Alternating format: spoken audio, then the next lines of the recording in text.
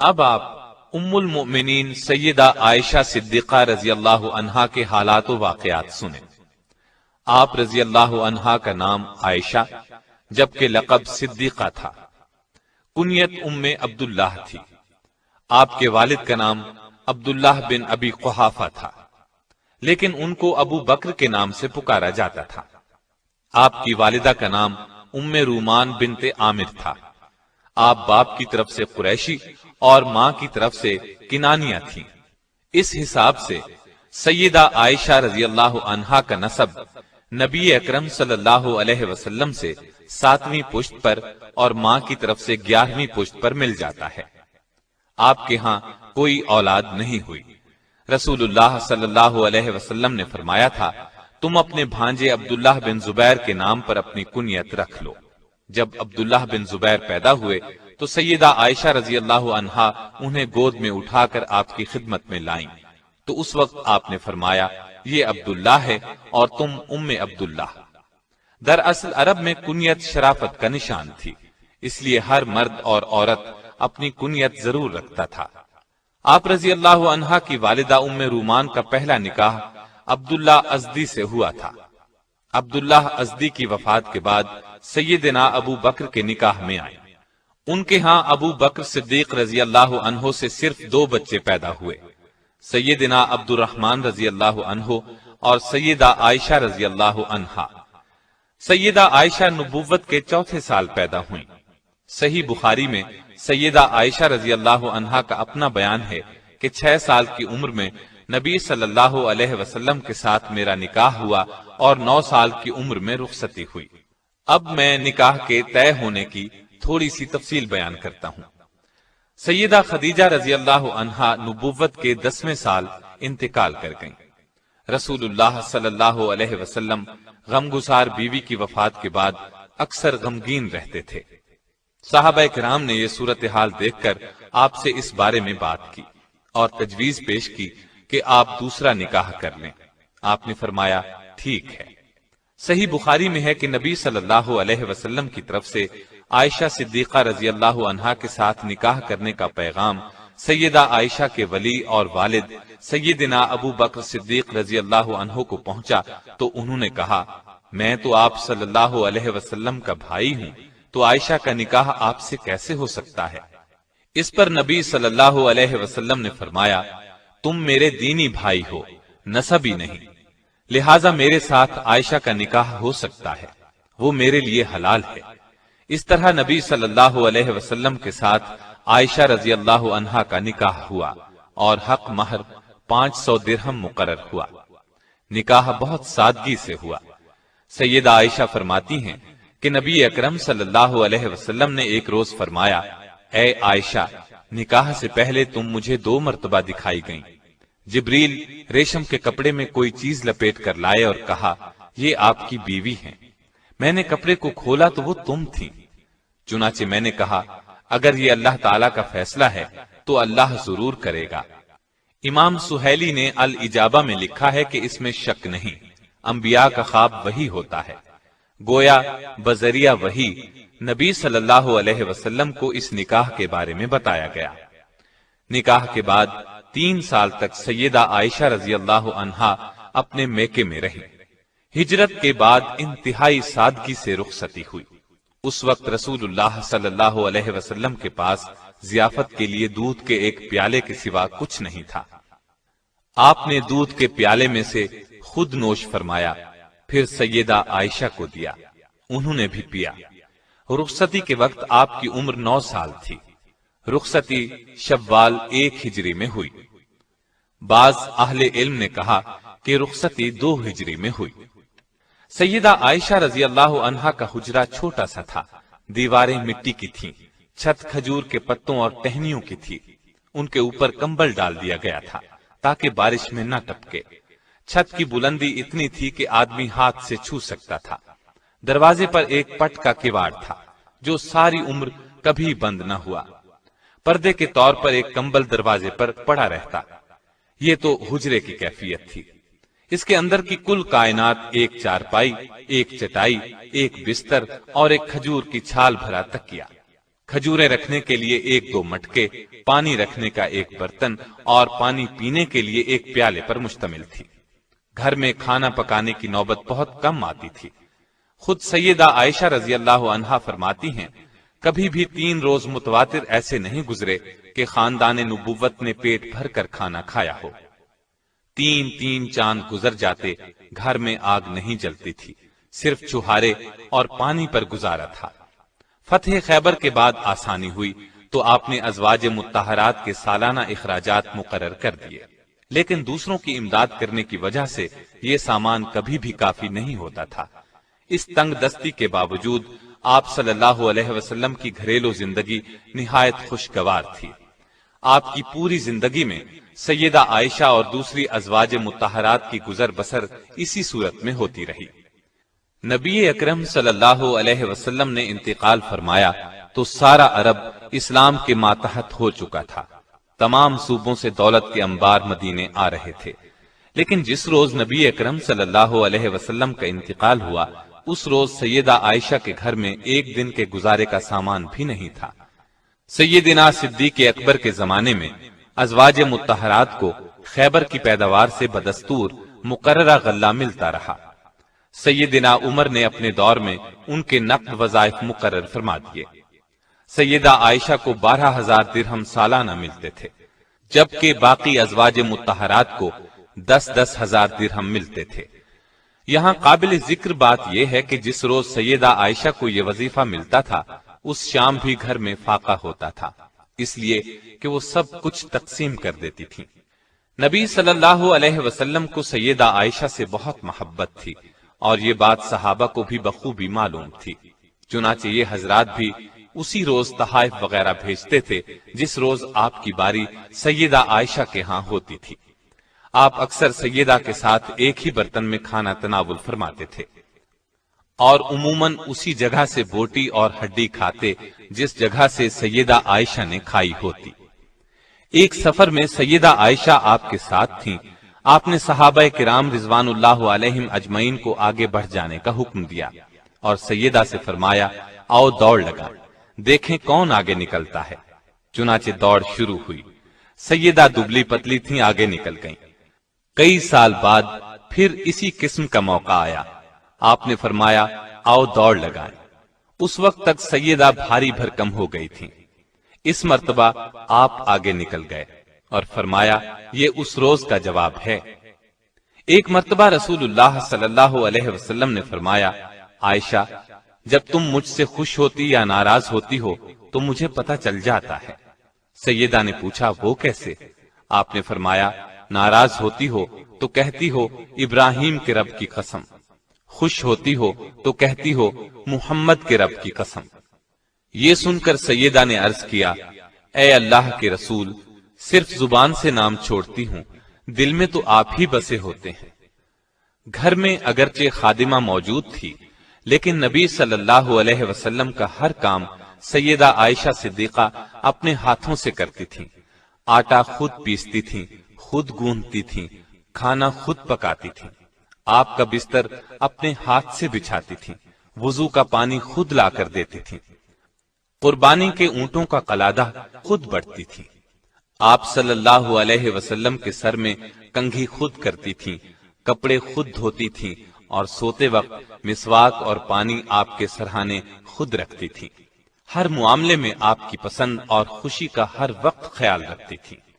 شعبان 5 ہجری میں حضرت عائشہ صدیقہ رضی اللہ عنہا کے ساتھ ایک عجیب واقعہ پیش آیا۔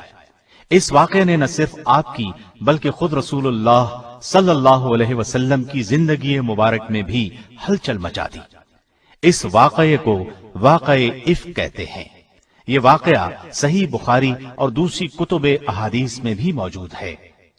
شعبان 5 ہجری میں نبی اکرم صلی اللہ علیہ وسلم نے غزوہ بنی مستلق کے لیے سفر کی تیاری کی۔ صحابہ رضی اللہ عنہم کی ایک اچھی بھلی تعداد آپ کے ساتھ تھی۔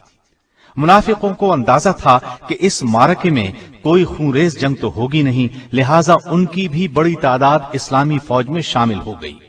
اس سے پہلے منافق اتنی بڑی تعداد میں کبھی شامل نہیں ہوئے تھے۔ इस सफर में सैयदा आयशा रजी अल्लाह अन्हा आप सल्लल्लाहु अलैहि वसल्लम के साथ थी। चलते वक्त आपने अपनी बड़ी बहन सैयदा अस्मा रजी अल्लाह अन्हा का हार पहनने के लिए मांग लिया। वो हार आपके गले में था। उस जमाने में पर्दे का हुक्म नाजिल हो चुका था, इसलिए सैयदा अपने हौदज में सवार हुई। जब उन्हें उतारा जाता तो हौदज समेत उतारा जाता। हौदज पर पर्दे लटके रहते। उस जमाने में आप बहुत कमजोर और दुबली पतली थी, चुनाचे हौदज उठाने वालों को कुछ महसूस नहीं होता था कि सैयदा उसमें सवार भी हैं या नहीं। गज़वा बनी मुस्तलिक से वापसी पर मदीने के करीब एक मकाम पर नबी अकरम सल्लल्लाहु अलैहि वसल्लम ने क़याम फरमाया। रात के पिछले पहर काफिले को रवानगी का हुक्म पहले ही दे दिया गया था, लेकिन सैयदा को इस हुक्म का इल्म नहीं था। काफिले की रवानगी से कुछ देर पहले सैयदा अपने हौदज से निकलकर क़ज़ाए हाजत के लिए काफिले से दूर निकलकर आड़ में चली गईं। फारिग होकर लौटी तो गले पर हाथ लगा, देखा तो हार नहीं था। बहुत घबराई और वहीं वापस जाकर हार तलाश करने लगी। सैयदा का ख्याल था अभी लौट आऊंगी, इसलिए किसी को न बताया कि वो उस तरफ जा रही हैं। उधर काफिला चूंकि रवानगी के लिए तैयार था, इसलिए खादिमों ने ख्याल किया कि सैयदा अपने हौदज में हैं। उन्होंने हौदज को ऊंट पर रखा और कूच किया। हौदज को ऊंट पर रखते वक्त उन्हें उसके हल्के होने का एहसास न हुआ, इसलिए कि सैयदा आयशा रज़ी अल्लाह अन्हा का वजन बहुत कम था। लश्कर तो वहां से रवाना हो गया। इधर उन्हें हार मिल गया। ये हार लेकर लौटी तो लश्कर वहां से जा चुका था। बहुत परेशान हुई। फिर ख्याल फरमाया कि जब रसूलुल्लाह सल्लल्लाहु अलैहि वसल्लम अगले मकाम पर पहुंचकर मुझे नहीं पाएंगे तो फिर मेरी तलाश में आदमी भेजेंगे। चुनाचे आप उसी जगह चादर ओढ़कर लेट गईं और उन्हें नींद ने आ लिया। सहाबी रसूल सफवान बिन मुअत्तल सुलमी रज़ियल्लाहु अन्हु फौज की गिरी पड़ी चीजों को उठाने के लिए लश्कर के पीछे रहते थे। सुबह के वक्त वो उस जगह पहुंचे जहां लश्कर ने रात को पड़ाव किया था। उस जगह पहुंचते ही अचानक उनकी नजर सैयदा आयशा रज़ियल्लाहु अन्हा पर पड़ी। देखते ही उन्होंने आपको पहचान लिया, इसलिए कि पर्दे के हुक्म से पहले उन्होंने सैयदा को देखा हुआ था। देखते ही उन्होंने इन्ना लिल्लाहि व इन्ना इलैहि राजिऊन पढ़ा। उनकी आवाज सुनकर सैयदा की आंख खुल गई। उन्होंने अपना मुंह फौरन चादर में छुपा लिया। सैयदा आयशा खुद फरमाती हैं, अल्लाह की कसम, सफवान ने मुझसे बात की, न उनकी जबान से सिवाय इन्ना लिल्लाह के कोई और कलेमा सुना। सैयदना सफवान रज़ी अल्लाहु अन्हु ने अपना ऊंट सैयदा के करीब बिठा दिया। ऊंट सामने करके सफवान खुद पीछे हट गए। सैयदा ऊंट पर सवार हो गई तो सफवान मुहार पकड़कर अगली मंजिल की तरफ रवाना हो गए और दोपहर के वक्त इस्लामी लश्कर में जा पहुंचे। ये एक बिल्कुल मामूली वाकया था और सफर में अक्सर ऐसा होता रहता था, लेकिन लश्कर में मुनाफिकीन भी मौजूद थे। वो भला ये मौका हाथ से क्यों जाने देते। उन्होंने सैयदा आयशा रज़ियल्लाहु अन्हा पर बददामनी का इल्जाम लगा दिया, गोया अब वो पाक दामन नहीं रही। नऊज़ु बिल्लाह। मदीना तैयबा पहुंचकर सैयदा बीमार हो गई। 1 महीना बीमारी में गुजर गया, लेकिन मुनाफिकीन ने इस अरसे में इस वाकया को खूब हवा दी। नेक दिल मुसलमानों ने इस अफवाह को सुनते ही कानों को हाथ लगाए और कहा, सुभान अल्लाह, इतना बड़ा इल्जाम। अब्दुल्ला बिन उबई और दूसरे मुनाफिकीन के अलावा इस साजिश में 3 मुसलमान हस्सान बिन साबित, हमना बिन्त जहश और मिस्ता शामिल थे। उम्मे मिस्ता सैयदा आयशा की मामूजाद बहन थी। उनका बेटा मिस्ता इस मामले में पेश था। ये मुनाफिकों के प्रोपेगंडे का शिकार हो गए, बदगुमान हो गए। सैयदा के खिलाफ मदीने में जो तूफान उठाया गया, सैयदा आयशा को इस बारे में कतन कोई इल्म न था। वो तो मदीने पहुंचते ही बीमार हो गई थी और 1 माह तक बीमार रही। लेकिन इस दौरान में रसूलुल्लाह सल्लल्लाहु अलैहि वसल्लम का आपसे वो सलूक नहीं रहा था। पहले जब आप बीमार होती तो रसूलुल्लाह सल्लल्लाहु अलैहि वसल्लम सैयदा आयशा रज़ियल्लाहु अन्हा की दिलजोई करते और हर वक्त ख्याल रखते थे। लेकिन इस दफा सूरत हाल इससे मुख्तलिफ थी। آپ صلی اللہ علیہ وسلم آ کر حال پوچھتے اور چلے جاتے۔ اس بنا پر آپ بہت پریشان تھی اور یہ چیز آپ کی بیماری میں اضافہ کر رہی تھی، لیکن وجہ ان کی سمجھ میں نہیں آ رہی تھی۔ سیدہ عائشہ رضی اللہ عنہا خود فرماتی ہیں، ایک دن میں اور مصطح قضائے حاجت کے لیے جنگل کی طرف جا رہی تھی کہ راستے میں مصطح کو ٹھوکر لگی۔ ٹھوکر لگنے پر انہوں نے اپنے بیٹے کو بد دعا دی۔ میں نے ان سے کہا، تم ایسے شخص کو کیوں بد دعا دیتی ہو جو بدر میں شریک ہوا؟ مصطح نے کہا، اے بھولی بھالی، تمہیں اس قصے کی خبر نہیں؟ میں نے حیران ہو کر پوچھا، کون سا قصہ؟ تب مصطح نے سارا قصہ کہہ سنایا۔ یہ سنتے ہی میرے پاؤں تلے سے زمین نکل گئی، مرض میں اور شدت آ گئی، لرزہ طاری ہو گیا، اس قدر صدمہ ہوا کہ جی چاہا کسی کنویں میں گر جاؤں۔ جب نبی کریم صلی اللہ علیہ وسلم تشریف لائے تو میں نے آپ سے اپنے والدین کے ہاں جانے کی اجازت چاہی تاکہ ان کے ذریعے سے تحقیق کروں۔ آپ صلی اللہ علیہ وسلم نے اجازت دے دی۔ میں والدین کے گھر آ گئی، اپنی ماں سے پوچھا، کیا آپ کو معلوم ہے لوگ میرے بارے میں کیا کہتے ہیں؟ ماں نے کہا، بیٹی تو رنج نہ کر، دنیا کا تو یہی طریقہ ہے، جو عورت خوش شکل ہو، خوب سیرت ہو، اپنے شوہر کے نزدیک بلند مرتبہ ہو، دنیا اس سے حسد کرتی ہے، حسد کرنے والی عورتیں اس کے پیچھے پڑ جاتی ہیں۔ میں نے پوچھا، کیا میرے باپ کو بھی اس بات کا علم ہے؟ بولی، ہاں۔ میں نے پوچھا، رسول اللہ صلی اللہ علیہ وسلم کو بھی علم ہے؟ ماں نے جواب دیا، ہاں۔ اس پر میں نے کہا، اے ماں، لوگوں میں اس بات کا چرچا ہے اور آپ نے مجھ سے ذکر تک نہیں کیا۔ یہ کہہ کر میں رونے لگی، آنکھوں سے آنسو ابل پڑے۔ سیدنا ابو بکر رضی اللہ عنہ قرآن کی تلاوت کر رہے تھے، میرے رونے کی آواز سن کر آ گئے، وہ بھی رونے لگے اور میں تمام رات آنسو بہاتی رہی۔ سیدہ عائشہ رضی اللہ عنہا فرماتی ہیں کہ اس واقعے سے مجھے اس قدر بخار ہوا کہ میری والدہ نے گھر کے تمام کپڑے مجھ پر ڈال دیے۔ اگرچہ سیدہ عائشہ رضی اللہ عنہا کی بے گناہی واضح تھی، لیکن شریر لوگوں کے اس الزام سے رسول اللہ صلی اللہ علیہ وسلم بہت بے چین تھے۔ ادھر وحی کے نزول میں دیر ہوئی تو آپ صلی اللہ علیہ وسلم نے صحابہ سے مشورہ کیا، مشاورت میں بہت سی رائیں سامنے آئیں، اسی عالم میں صبح ہو گئی۔ سیدہ فرماتی ہیں کہ میرے والدین برابر میرے پاس بیٹھے رو رہے تھے، ایسے میں ایک انصاری عورت آ گئی، مجھے روتے دیکھ کر وہ بھی رونے لگی۔ ہم اسی حالت میں تھے کہ رسول اللہ صلی اللہ علیہ وسلم تشریف لے آئے اور سلام کر کے میرے قریب بیٹھ گئے۔ جب سے یہ واقعہ ہوا تھا، آپ صلی اللہ علیہ وسلم اس وقت سے میرے پاس آ کر نہیں بیٹھے تھے۔ وحی کے انتظار میں 1 ماہ گزر گیا تھا۔ نزدیک بیٹھنے کے بعد رسول اللہ صلی اللہ علیہ وسلم نے فرمایا، اے عائشہ، مجھے تیری بابت ایسی ایسی خبر پہنچی ہے، اگر تو اس جرم سے بری ہے تو بہت جلد اللہ تعالیٰ اس سے تجھے بری کر دے گا، اور اگر تو نے کسی گناہ کا ارتکاب کیا ہے تو اللہ سے توبہ استغفار کر لے، اس لیے کہ بندہ جب اپنے گناہ کا اقرار کرتا ہے اور اللہ کی طرف رجوع کرتا ہے تو اللہ اس کی توبہ قبول کرتا ہے۔ سیدہ فرماتی ہیں، جب رسول اللہ صلی اللہ علیہ وسلم نے اپنی یہ بات ختم کی تو میں نے جواب دیا، اللہ کی قسم، میں اس چیز سے کبھی توبہ نہیں کروں گی جس کا الزام یہ لوگ مجھے دیتے ہیں۔ میں تو وہی کہوں گی جو یوسف علیہ السلام کے والد نے کہا تھا۔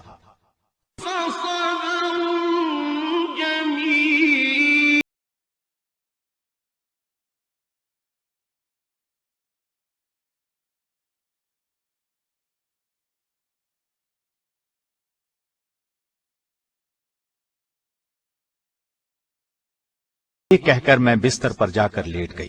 اس وقت مجھے یقین ہو چکا تھا کہ اللہ تعالیٰ میری مدد ضرور فرمائے گا۔ مجھے اس بات کا تصور بھی نہیں تھا کہ اللہ تعالیٰ میرے بارے میں ایسی وحی نازل فرمائے گا جس کی تلاوت ہمیشہ ہوتی رہے گی۔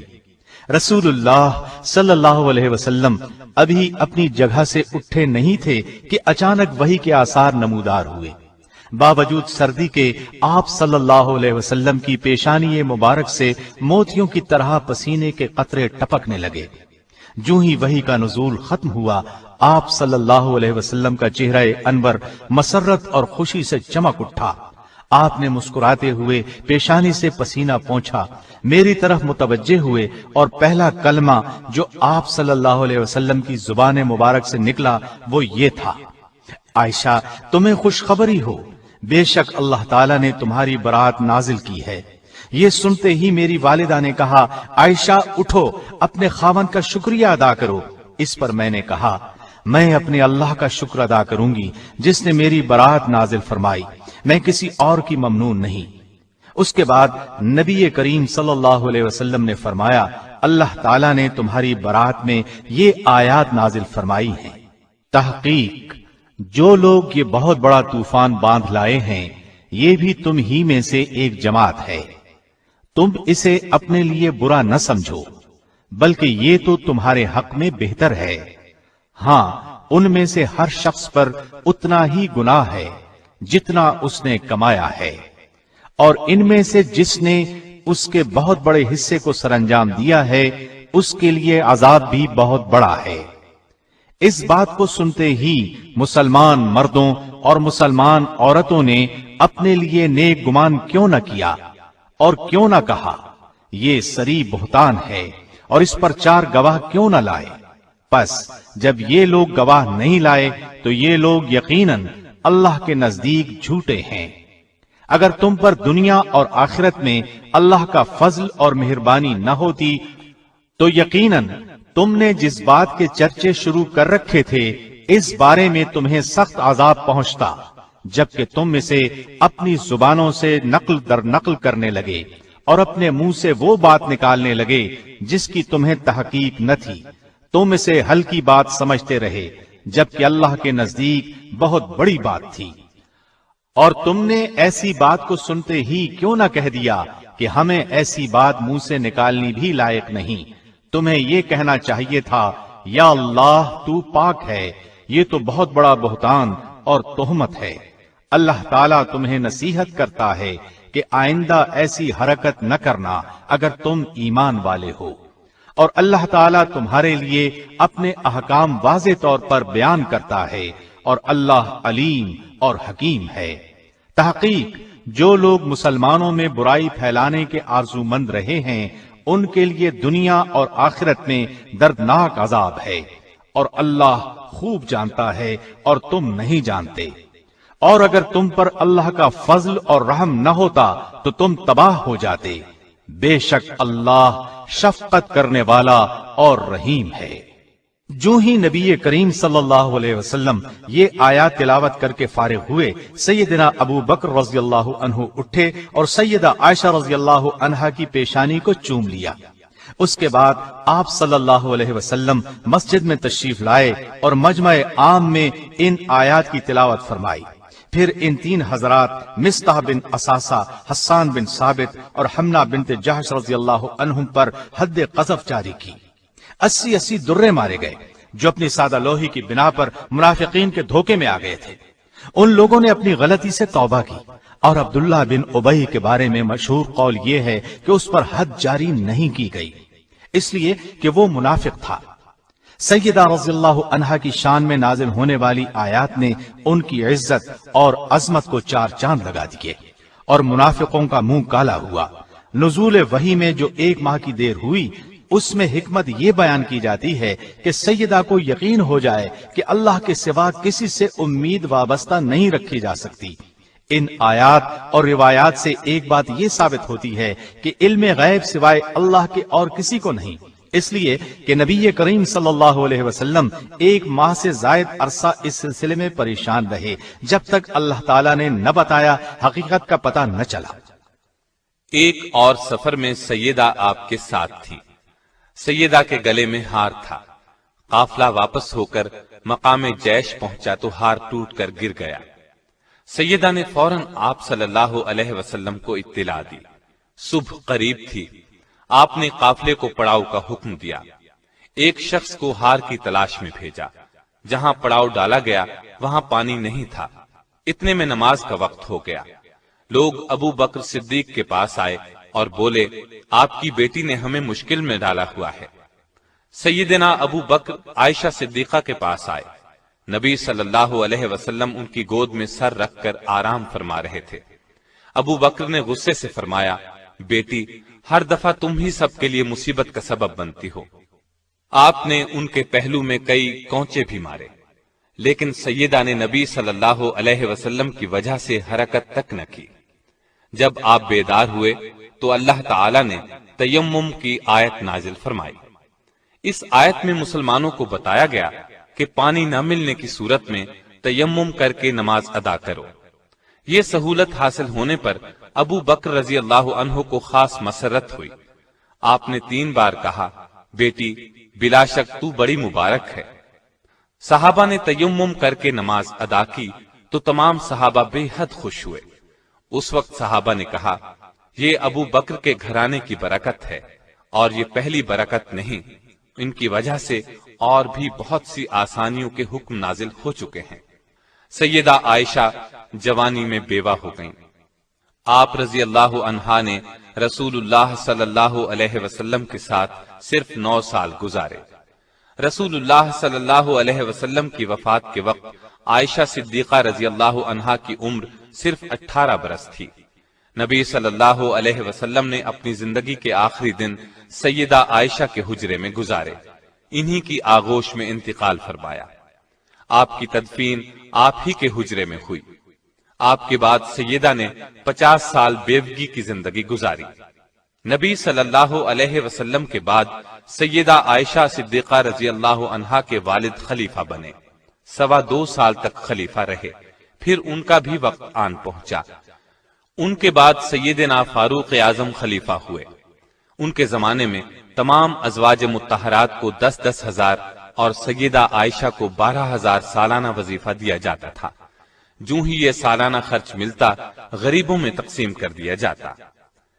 سیدہ عائشہ رضی اللہ عنہا سیدنا عثمان، سیدنا علی اور سیدنا حسن بن علی رضی اللہ عنہم کے ادوار خلافت میں بقید حیات رہیں، حتیٰ کہ سیدنا امیر معاویہ رضی اللہ عنہ کی مدت خلافت ختم ہونے سے 2 سال پہلے 17 رمضان المبارک 58 ہجری کو انتقال کیا۔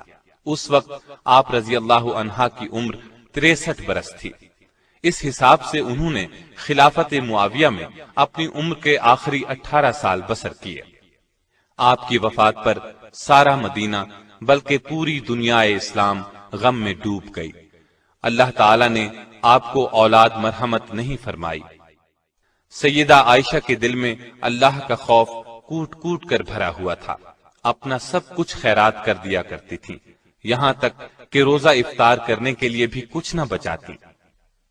نبی صلی اللہ علیہ وسلم کے ساتھ رات کو تہجد پڑھا کرتی تھی، اکثر روزے رکھتی تھی، حج کی سختی سے پابندی کرتی تھی، غلام آزاد کرنے کا بہت شوق تھا۔ ایک مرتبہ 40 غلام آزاد کیے۔ پردے کا خاص خیال رکھتی تھی۔ آپ رضی اللہ عنہا کی روایت کردہ احادیث کی تعداد 2210 ہے۔ ان میں سے صحیح بخاری اور صحیح مسلم میں 286 احادیث ہیں۔ آپ رضی اللہ عنہا صرف قرآن اور حدیث کے علوم ہی نہیں جانتی تھیں، بلکہ تاریخ، ادب، خطابت اور شاعری میں بھی انہیں مہارت تھی۔ عورتیں اکثر ان سے مسائل پوچھنے کے لیے آتی۔ نبی صلی اللہ علیہ وسلم آپ کے حق میں دعا فرمایا کرتے تھے، اے اللہ، عائشہ کے اگلے پچھلے، پوشیدہ اور ظاہر تمام گناہوں کو اپنے دامن مغفرت سے ڈھانپ لے۔ آپ یہ دعا سن کر بہت خوش ہوتی۔ سیدہ عائشہ کی ایک خاص خصوصیت یہ بھی ہے کہ سیدنا جبریل علیہ السلام نے سیدہ کو سلام کیا۔ اللہ تعالیٰ نے آسمان سے آپ کی برات بذریعہ وحی نازل کی۔ پوری 10 آیات اس سلسلے میں نازل ہوئیں۔ آپ کے علاوہ رسول اللہ صلی اللہ علیہ وسلم کے نکاح میں کوئی اور کنواری نہیں آئی۔ رسول اللہ صلی اللہ علیہ وسلم سیدہ کے بستر پر ہوتے تو وہیں وحی آ جاتی۔ یہ شرف کسی اور زوجہ مطہرہ کے حصے میں نہیں آیا۔ اللہ تعالی نے اپنے نبی کی روح اس وقت قبض فرمائی جب آپ کا سر سیدہ کے سینے سے لگا ہوا تھا۔ انتقال بھی اسی رات ہوا جس رات ان کی باری تھی۔ آپ صلی اللہ علیہ وسلم انہی کے حجرے میں دفن ہوئے۔ اللہ تعالی کی سیدہ عائشہ رضی اللہ عنہا پر ہزارہا رحمتیں ہوں۔